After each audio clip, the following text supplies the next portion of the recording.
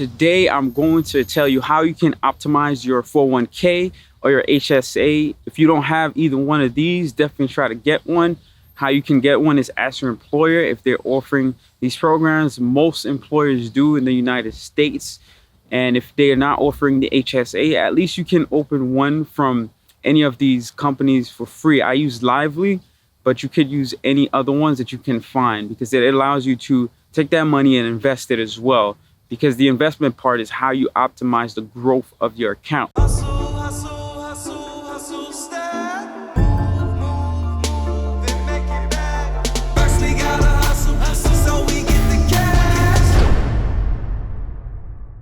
The goal is to put the max contribution as much as possible every single year. And for 2020, that amount was $19,500.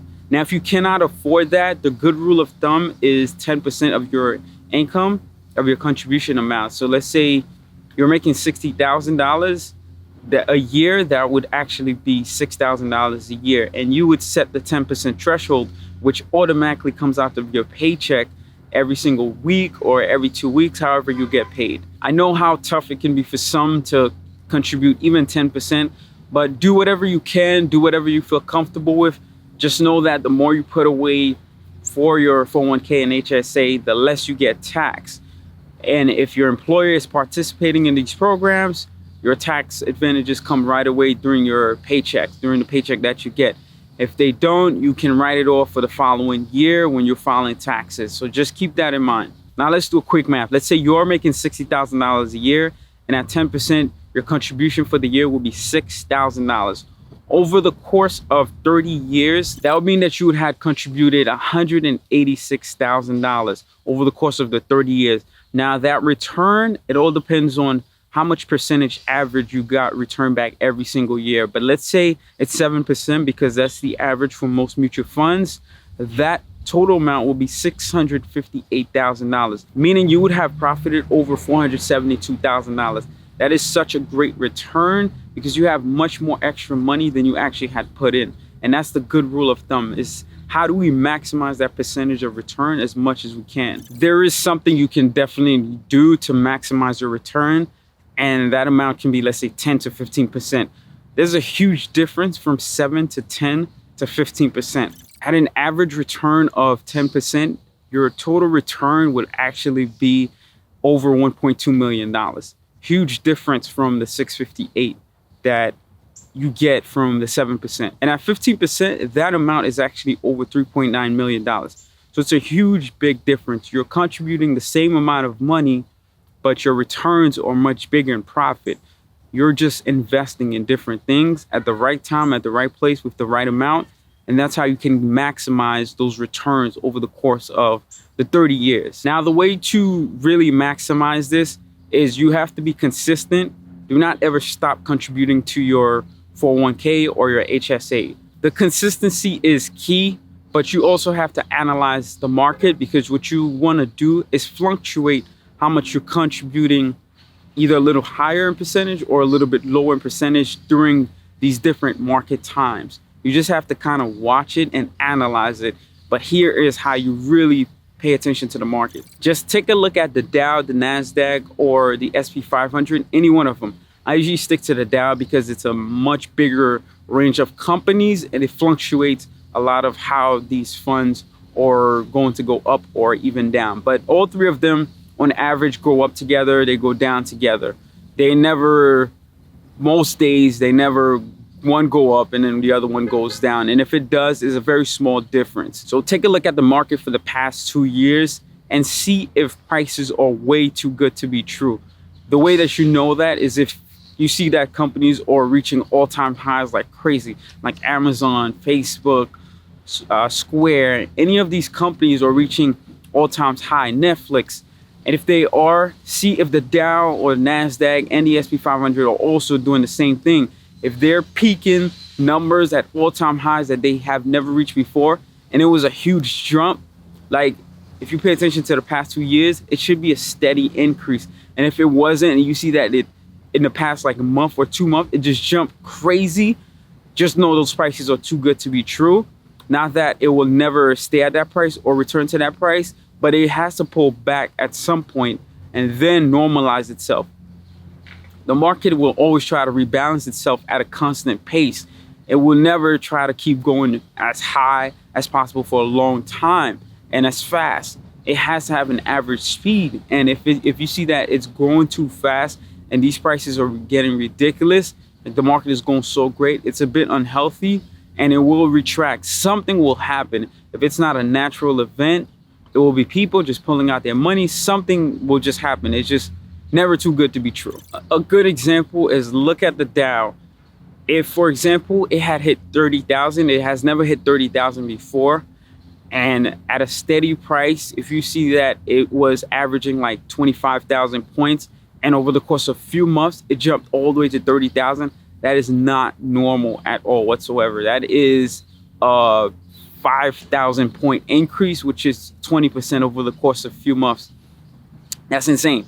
That is not normal at all whatsoever. So at that point, you kind of want to lower your contribution percentage because you're pretty much buying funds for your 401k or HSA at a premium. You're paying higher than average, a normal consistency cost. So at that point, you want to lower your percentage and just continue to contribute. Maybe from 10% do maybe 7%. The way you have to think about it is like gas prices, right? When a crazy pandemic happened and people can't get access to gas as much as possible, you see that prices of gas go up because there is much more of a demand and not enough supply. And it's the same way.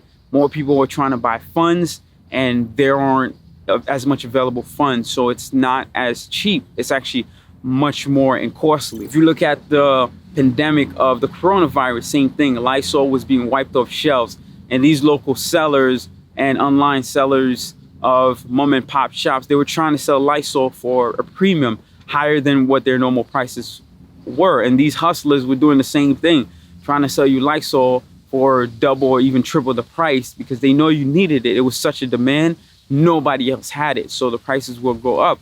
So are you really going to pay that? That is definitely not the best time to buy some Lysol, or during the gas pandemic that I was explaining, definitely not a great time to buy as much gas.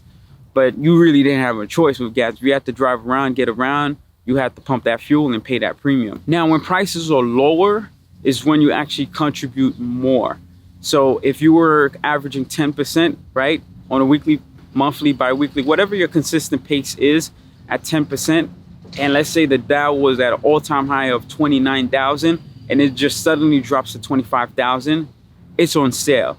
So you want to increase your contribution amount from 10% to, let's say, 12 or 13%, even 15 if you can afford it. Some people, it might hurt them. It might hurt their ability to pay certain bills, but we kind of have to prepare for those times when those opportunities come to maximize our 401k and HSA when prices are lower like that. Just like that Lysol example, as I explained, when there's no pandemic going on and Lysol has plenty of supply and the demand is lower, the price is going to be regular, or it might even go on sale because they want to get rid of it. So at that point is the best time to buy and stock up on some. So that's exactly what you do with your 401k, your HSA as well. And here's another point is when prices are unrealistically low, super low. If the Dow had reached an all-time high of 29,000 and all of the sudden it dropped to like 20,000, it is Black Friday. Take advantage, take as much advantage. And you want to give a maximum contribution as you can. If 35%, if you can do it, do it. You might suffer for a month or even a couple of weeks, but it's fine because you are going to maximize that on that rebound. When that rebound happens, you're going to make a huge increase from that contribution that you did during that time. You will definitely not regret it. The HSA tactic is the same way. It's the same process, same procedure. You analyze the market, the Dow, the NASDAQ, or the SP 500. Like I said, it's good to stick to the Dow because they have a bigger variety of funds, but they all generally go up together and drop down together. So it really doesn't really matter. The only difference, if your HSA is being sponsored by your employer, then you don't have as much flexibility in terms of the funds that you can pick because they usually have limited funds. Some of them don't. Some of them work with like a brokerage where you have access to all the funds you can purchase. If that's the case, then you kind of have to do your own digging and figure out which funds you want to do. I advise you to stick to mutual funds as much as possible, because they go up together, they go drop down together. But if you're young and you're willing to take the risk, then you can find stocks and just put those risky investments into play when the market drops down like that, because those rebounds are usually greater than what the average mutual fund would return you. If your 401k and your HSA is sponsored by both your employer, whatever which one, either or, usually the 401k at least will be, this is how you kind of analyze the funds, because you're limited, you're boxed in, you don't have access to all the funds that the market has to offer.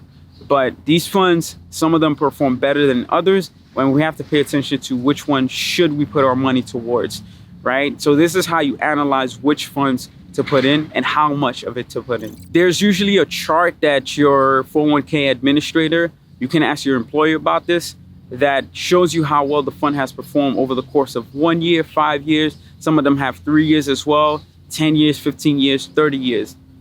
But let's say it's just 1, 5, and 15. How do you look at that? This is just an example. You're looking at a short term, a middle term, and also a long term run. You want to kind of analyze that. And what you want to find is the ones that has been returning 10% or more over each one of those periods. So at that 1 year return, 5 year return, and 15-year return, it all should be at least 10% or more. Those are the funds that you want to try to put your money towards.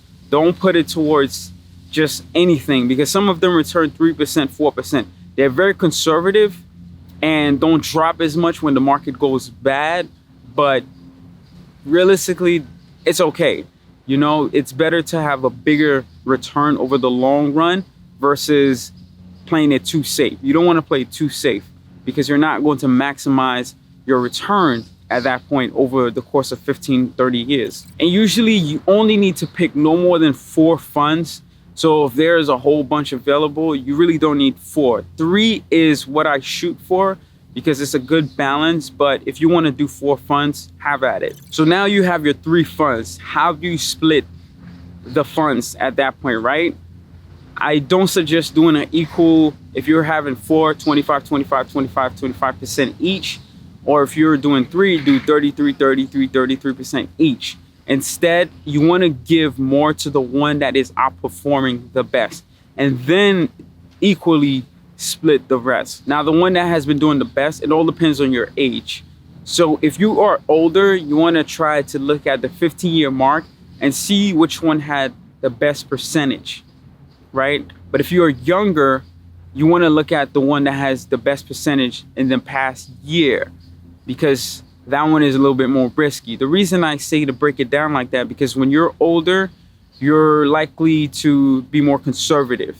You're close to retirement. Let's say you're 10 years away. You don't want to be taking those risky chances. But when you're younger, you can.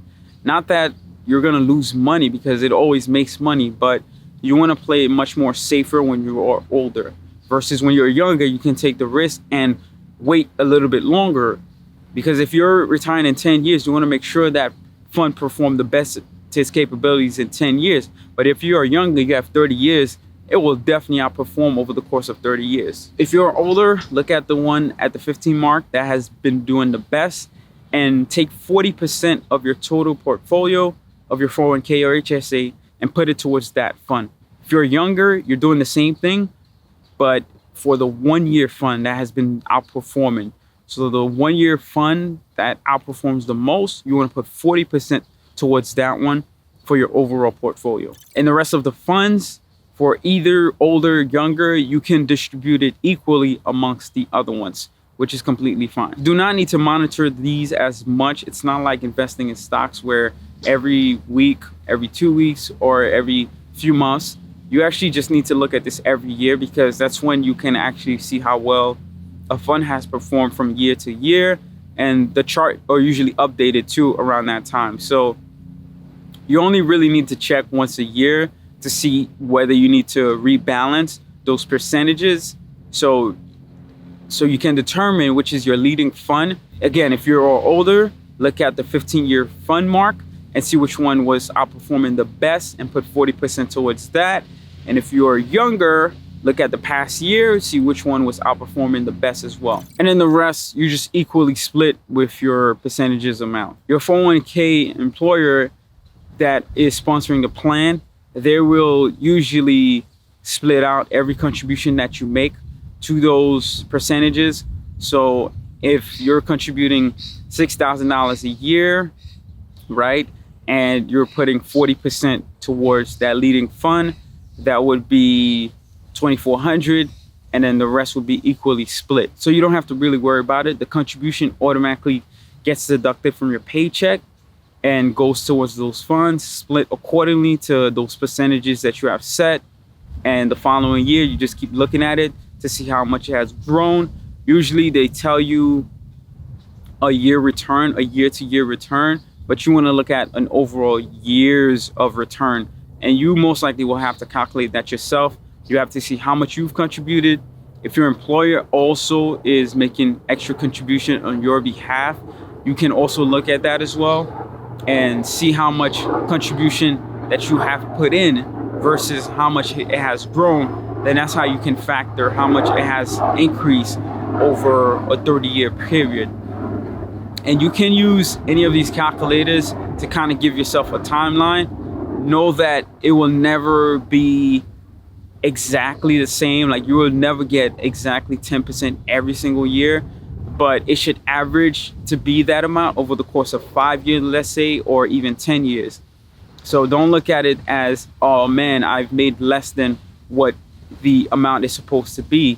Look at it over the course of 10 years. Then you can calculate that math to see how much should it have grown at the 10-year mark and how much do I have during that 10-year mark. So just stay focused and remember to use these strategies to really optimize it during the process. When things are bad, the market is doing bad, you want to contribute more. When the market is doing great, you can retract to your normal pace or even give a little bit of less percentage. And that's the key to it. If you have any questions, I would love to hear about it. Drop a comment, let me know, or any suggestions that you may have. Please subscribe if you haven't done so already. It just keeps the channel going so I can continue to share these ideas with you whenever they pop up. And if you have any questions, just drop a comment below. I'm looking forward to seeing you next time. Peace.